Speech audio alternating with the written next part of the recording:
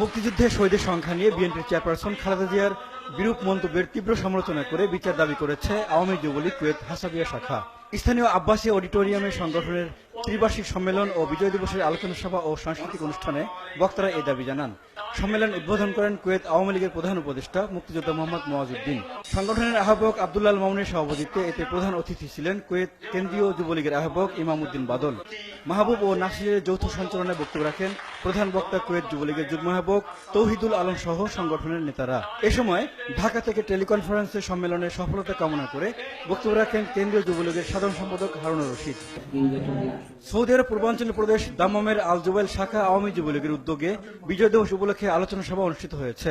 ইকবাল হোসেন তালুকদারের সভাপতিত্বে এতে প্রধান অতিথি ছিলেন সাদেক রহমান ভূঁইয়া। রিয়াজ খানের সঞ্চালনায় বক্তব্য রাখেন সাতির আলী তালুকদার, হানিফুর রহমান টিপু, কবিরুল ইসলাম আকাশ, ইয়াসিন ফয়সাল, ইকবাল আনসারী, নাসির উদ্দিন মোহাম্মদ, জহিরুল আলম, মুস্তফা কামাল বাবুল সহ অনেকে। অনুষ্ঠানের সার্বিক তত্ত্বাবধানে ছিলেন কমিউনিটি নেতা মোহাম্মদ জাফর খান। দেশের উন্নয়নে বর্তমান সরকারকে সহযোগিতা করতে প্রবাসী বাংলাদেশিদের আহ্বান জানিয়েছে ফ্রেন্ডস অব বাংলাদেশ জেদ্দা মহানগর শাখা। স্থানীয় একটি হোটেলে মমতাজ হোসেন চৌধুরীর সভাপতিত্বে বিজয় দিবসের আলোচনা সভায় বক্তারা এই আহ্বান জানান।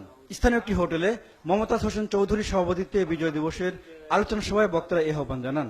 এতে প্রধান অতিথি ছিলেন জেদ্দা শাখা বঙ্গবন্ধু পরিষদের সভাপতি কাজী আমিন আহমেদ। মারোয়া ওয়াজুল্লাহর পরিচালনায় বক্তব্য রাখেন বিশেষ অতিথি আবুল কাশেম মোহাম্মদ সালেহ, মুক্তিযোদ্ধা এম এ কাশেম, আব্দুল জলিল ব্যাপারী, সিদ্দিকুর রহমান, কোরবানিল বিশ্বাস সহ অনেকে।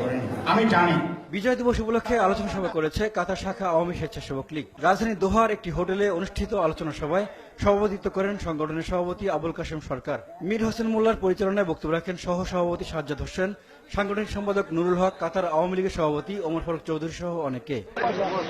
ওমানে পবিত্র মিলাদুন্নবী উপলক্ষে দোয়া মাহফিল করেছে বন্ধু সমাজ সুবাকি শাখা। প্রকৌশলী শামসুল হকের সভাপতিত্বে ও মোহাম্মদ আলমের সঞ্চালনায় মাহফিলে অংশ নেন প্রধান অতিথি আলতাফ হোসেন, মাওলানা মাহবুব আলম সহ অনেকে। মিজানুর রহমান।